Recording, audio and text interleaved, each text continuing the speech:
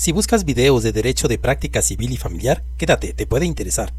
Hola amigos, bienvenidos a un video más. Soy Gabriel Sandoval Rodarte. Hoy les voy a hablar del trámite del divorcio bilateral reglamentado en el Código Nacional de Procedimientos Civiles y Familiares. Esto desde el punto de vista de las partes y de la autoridad jurisdiccional.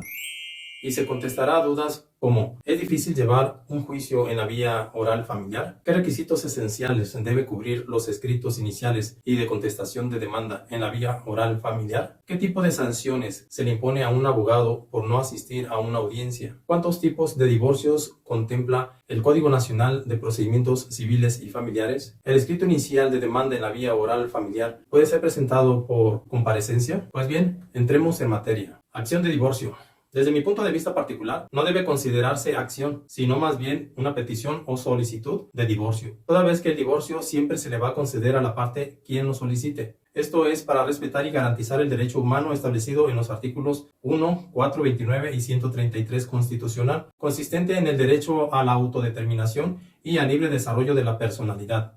Empezaré contestando la pregunta: ¿qué es el divorcio? Bien, el divorcio es la culminación, terminación o ruptura de un matrimonio. El Código Nacional de Procedimientos Civiles y Familiares contempla 5 maneras de tramitar el divorcio, de las cuales 3 se tramitan ante el juzgado, y estas vienen siendo las siguientes. Primera forma, el divorcio bilateral, que se tramita en la vía oral familiar. Antes se tramitaba en la vía civil ordinaria o en la vía de controversias del orden familiar, según la entidad federativa. Antes era conocido como divorcio sin expresión de causa o divorcio incausado. Segunda manera, el divorcio bilateral, que se tramita en la vía especial. Este tipo de divorcio opera cuando en la primera fase de la audiencia preliminar, llamada junta anticipada, las partes llegan a un convenio. Entonces, de manera inmediata se turna a la segunda fase de la audiencia preliminar, que es la audiencia ante el juez, quien determina el cambio de la vía oral familiar a la vía especial de divorcio bilateral. En la actualidad, en el sistema tradicional se le conoce como divorcio voluntario. La tercera manera de tramitar un divorcio, según el Código Nacional de Procedimientos Civiles y Familiares, es el que se tramita mediante juicio en línea. En este tipo de juicios en línea, todos los escritos, acuerdos, notificaciones y audiencias son desahogadas en línea, y para eso es necesario que las partes cuenten con una firma electrónica por cada uno de los litigantes, y esto ya se verá con detalle más adelante. La cuarta manera de tramitar un divorcio, según el Código Nacional de Procedimientos Civiles y Familiares, es el divorcio notarial. Aquí el Código Nacional introdujo esta novedad, ya que antes de la publicación del Código Nacional y antes de la entrada en vigor únicamente la contemplaban 5 estados, como es el Estado de México, Jalisco, Chiapas, Puebla y Quintana Roo. Finalmente, la quinta manera de tramitar un divorcio, según el Código Nacional de Procedimientos Civiles y Familiares, es el que se hace ante el registro civil. Los requisitos para tramitar el divorcio ante el notario y ante el registro civil es no tener hijos menores de edad ni bienes, y para el caso de que sí existan bienes, deberán primeramente hacer la liquidación de estos, es decir, hacer la repartición. En fin, los pormenores de estos últimos tipos de divorcio se verán más adelante. En este video abordaré el divorcio bilateral, que se tramita en la vía oral familiar. La prestación o el concepto de divorcio puede solicitarse juntamente con las demás prestaciones, tales como la pensión alimenticia, la guarda y custodia, la convivencia y la liquidación de la sociedad conyugal. Cuando se solicita liquidar la sociedad conyugal, se debe presentar una relación de los bienes que adquirieron durante el matrimonio, acompañando las facturas y escrituras de dichos muebles o inmuebles que conforman la sociedad conyugal, mismas documentales que serán desahogadas en la tercera etapa, denominada etapa de juicio oral. Dentro del juicio oral familiar ya se tiene el escrito y solicitud de divorcio. ¿Qué se hace o qué procede a hacer? Primero, revisar que esté firmado, que se acompañen los documentos que se relacionaron como pruebas y asegurarse de que se acompañan copias para que se corra traslado. Con ese escrito se presenta ante la oficialía de partes en el juzgado de juicio oral civil y familiar. Una vez que se ingresa el escrito en el juzgado, se echa a andar la maquinaria jurisdiccional. En el Código Nacional contempla una novedad. Tanto la demanda inicial como la contestación de demanda se puede hacer mediante comparecencia ante el juzgado, lo anterior acompañando las pruebas o todos los documentos necesarios. Esta es una novedad, ya que en la mayoría de los códigos procesales no estaba contemplada la comparecencia ante el juzgado para iniciar la contestación de demanda o para hacer la demanda inicial de divorcio. Bien, una vez que se tiene el escrito, ya sea que lo haya ingresado un abogado o bien por comparecencia, ese escrito inicia la primera etapa, denominada etapa preliminar o fijación de la litis. ¿Qué hace el juez con el escrito que se ingresó? Dentro del término de 3 días deberá recaer un acuerdo, también llamado auto de radicación. En ese acuerdo, el juez puede admitir, desechar o prevenir. En este primer auto que se dicta o dictado por el juez, debe contener de manera obligatoria 3 cosas. Primero, debe decretar las medidas provisionales conducentes, las que serán revisadas de oficio o a petición de parte en audiencia preliminar. 2. Hará saber a las partes su derecho para designar mandatario judicial, así como la posibilidad de contar con los servicios gratuitos de la Defensoría Pública. Y 3. Deberá hacer saber a las partes la posibilidad de acudir al centro de justicia o institución análoga en las entidades federativas para formar parte de un proceso de mediación o conciliación. Lo anterior será siempre y cuando no se advierta que existan conductas de violencia acreditadas en el juicio. En el caso de que sea admitida la demanda, se ordena correr traslado al demandado con las copias del escrito inicial de demanda para que dentro del término de 9 días dé contestación a la demanda y ofrezca pruebas de su parte. Cuando hace la contestación de demanda, el demandado en ese mismo escrito puede reconvenir a dicho actor, en otras palabras, contrademandar, pero también en la reconvención deberá ofrecer pruebas para acreditar dicha reconvención o contrademanda. Después, el juez le da vista a la parte actora respecto de la contestación de la demanda. Esto es una novedad, ya que no lo contemplaban los códigos procesales de los estados. Y en caso de que el demandado interponga la reconvención, de este escrito también se le corre el traslado a la parte demandada reconvenida para que dentro del término de 9 días de contestación ofrezca pruebas de su parte. Después de esta contestación de la reconvención, se le da vista al actor reconvencionista para que manifieste lo que desee, ya que la parte actora en el juicio principal o la actora en la reconvención haya dado contestación a la vista dentro del término de 3 días o bien transcurrido que sea dicho plazo, entonces se cierra la etapa de la fijación de la litis y dentro de 15 días se señala fecha para el verificativo de la audiencia preliminar. La audiencia preliminar es la segunda etapa del juicio oral familiar. Esta tiene 2 fases, mismas que deben celebrarse en el mismo día. Una primera fase es la junta anticipada. Esta se lleva a cabo por el secretario judicial y no deberá ser videograbada, dejando constancia en el acta mínima respectiva. Esta tiene por objeto el intercambio de información y de pruebas de las partes. También la formulación de propuestas de convenio. También establecer acuerdos de hechos no controvertidos y proponer acuerdos probatorios donde se puedan pedir la exclusión total o parcial de pruebas o la inclusión de algunas otras. En caso de que lleguen a un acuerdo conciliatorio, se manifiesta ningún cambio de la vía oral familiar y se sujeta a la vía especial de divorcio bilateral, celebrándose de manera inmediata la audiencia única que prevé esta vía. Acá la conocemos como divorcio voluntario. En caso de que las partes no lleguen a un arreglo conciliatorio, mediante un acuerdo se le hace saber el resultado al juez de la junta anticipada, señalándose que no hubo las condiciones para desahogar o celebrar en la vía especial de divorcio bilateral y de manera inmediata se lleva a cabo la segunda fase, que es la fase de audiencia que se celebra ante el juez. ¿Qué pasa si alguno de los representantes o autorizados no asiste a la segunda fase, que es la fase de la audiencia preliminar? Si no asiste, entonces se le impone una multa que va desde 2,171 pesos a 6,514 pesos, es decir, de 20 a 60 UMAS, y se continuará con la audiencia por una única ocasión.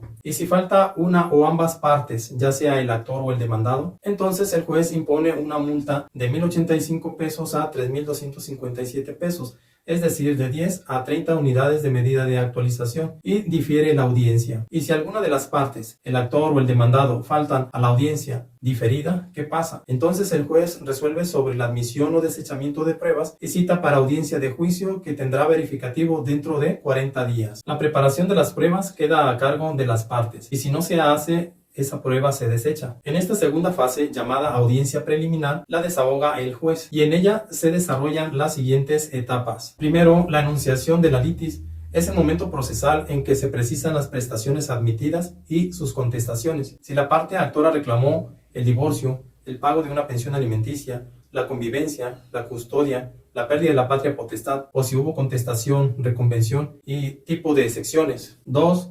La depuración del procedimiento. Este es el momento procesal en que se estudia y resuelve lo referente a los presupuestos y excepciones procesales, es decir, si el actor o demandado tienen competencia procesal, en caso de ser apoderado o legatario, o si hay cosa juzgada, litispendencia o alguna excepción que pudiera poner fin al juicio de manera anticipada. 3. La revisión y aprobación del convenio que hayan celebrado las partes. En caso de no existir convenio en la primera fase, en esta segunda se procurará la conciliación o mediación entre las partes ante la autoridad jurisdiccional. 4. La revisión de acuerdos de hechos probatorios y fijación de acuerdos sobre hechos no controvertidos y exclusión total o parcial de medios de prueba, como pueden ser excluir documentos no controvertidos para que no formen parte del juicio de pruebas, como actas de matrimonio, actas de nacimiento o algún título de propiedad o factura. Pero estos acuerdos deben ser aprobados por el juez con el consentimiento de las partes. Quinto, la admisión y preparación de las pruebas. En esta fase, dentro de la segunda etapa denominada audiencia preliminar, el juez procede a admitir o desechar las pruebas ofrecidas por las partes. En esta etapa, el juez deberá analizar cada una de las pruebas que no sea contraria a derecho, que sea pertinente, que sea idónea,